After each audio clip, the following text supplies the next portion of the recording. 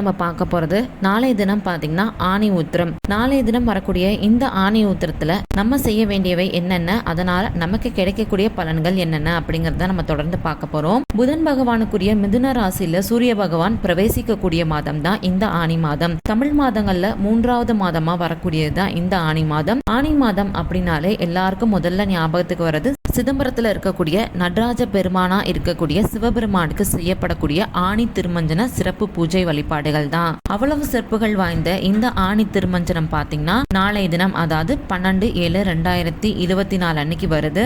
இந்த ஆணி மாத உத்திர நட்சத்திரத்தன்னைக்கு நம்ம செய்ய வேண்டியது என்னென்ன அப்படிங்கறத இப்ப நம்ம தொடர்ந்து பார்க்கலாம். அது மட்டும் இல்லாம அதனால நமக்கு கிடைக்கக்கூடிய பலன்கள் என்னென்ன அப்படிங்கறதையுமே நம்ம தெரிஞ்சுக்க போறோம். பதிவை ஃபுல்லா பார்க்கறதுக்கு முன்னாடி உங்களுக்கு ஆன்மீகம் சம்பந்தப்பட்ட தகவல்கள் பிடிக்கும்னா நம்ம சேனலை மறக்காம சப்ஸ்கிரைப் பண்ணிக்கோங்க. நீங்க நம்ம சேனலை சப்ஸ்கிரைப் பண்றது எனக்கு அடுத்தடுத்த வீடியோஸ் கொடுக்கறதுக்கு ரொம்ப ஒரு ஊக்கத்தை தரும். இப்ப வாங்க நம்ம வீடியோக்குள்ள போலாம். ஒரு வருட காலத்துல சிவபெருமானுக்கு விரதம் மேற்கொண்டு வழிபாடு செய்யறதுக்கு 6 நாட்கள் ரொம்ப சிறப்பான நாட்களா சொல்லப்பட்டிருக்கு. அதுல ஒண்ணுதான் இந்த ஆணி உத்திர நட்சத்திரம். பல சிறப்புகள் கொண்ட இந்த ஆணி மாதத்துல வரக்கூடிய உத்திர நட்சத்திர தினத்தன்னைக்கு சிவபெருமானுக்கு அபிஷேகங்கள் செஞ்சு வழிபாடு செய்யறது நமக்கு பல நன்மைகளை கொண்டு வந்து சேர்க்கும். தமிழகத்துல இருக்கக்கூடிய பல புகழ்பெற்ற சிவாலயங்கள்ல பாத்தீங்கன்னா ஆணி மாத உத்திர நட்சத்திர தினத்தன்னைக்கு ஆணி திருமஞ்சனம், அது மட்டும் இல்லாம நடராஜருக்கு அபிஷேகம், இது எல்லாமே நடத்தப்படும். நாளைய தினம் நீங்க அதிகாலையிலேயே எழுந்து குளிச்சு முடிச்சுட்டு உங்க வீட்டு பக்கத்துல இருக்கக்கூடிய சிவன் கோவிலுக்கு போய் சிவனுக்கு அபிஷேகம் செய்யறதுக்குரிய பொருட்களை வாங்கி கொடுத்துட்டு அர்ச்சனை செஞ்சு வழிபாடு செஞ்சுக்கோங்க.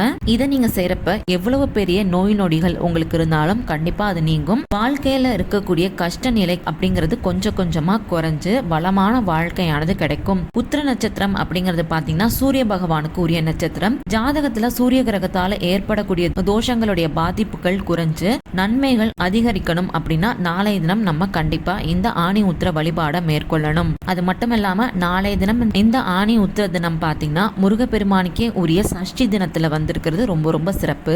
இந்த தினத்துல நீங்க காலையிலேயே சிவபெருமானுடைய வழிபாட்டை முடிச்சுட்டு அதுக்கப்புறம் முருகப்பெருமானுக்கு செவ்வரளி மலர்கள் மாலை சாத்தி தீபம் ஏத்தி முருகப்பெருமான வழிபாடு செய்யறது ரொம்ப நல்லது. இது நீங்க செய்யறப்ப செவ்வாய் கிரக தோஷங்களால ஏற்படக்கூடிய பாதிப்புகள் நீங்கும். திருமண பாக்கியமானது கிடைக்கும். புத்திர பாக்கியம் இல்லாதவங்களுக்கு புத்திர பாக்கியம் கிடைக்கும். வீடு நிலம் வாங்கக்கூடிய அமைப்பானதுமே ஏற்படும். இன்னைக்கு இந்த பதிவுல நம்ம ஆணி உத்திரத்தன்னைக்கு நம்ம செய்ய வேண்டிய வழிபாடு பத்தி தெரிஞ்சுக்கிட்டோம் இல்லையா? உங்களுக்கு இந்த பதிவு பயனுள்ளதா இருந்துச்சு அப்படின்னு நினைச்சீங்கன்னா மறக்காம லைக் பண்ணிக்கோங்க. நீங்க இந்த பதிவை லைக் பண்றது மூலியமா நிறைய பேருக்கு இந்த வீடியோ வந்து போய் சேரும். உங்களுக்கு ஆன்மீகம் சம்பந்தப்பட்ட தகவல்கள் பிடிக்கும்னா நம்ம சேனலை மறக்காம சப்ஸ்கிரைப் பண்ணிக்கோங்க. நன்றி, வணக்கம்.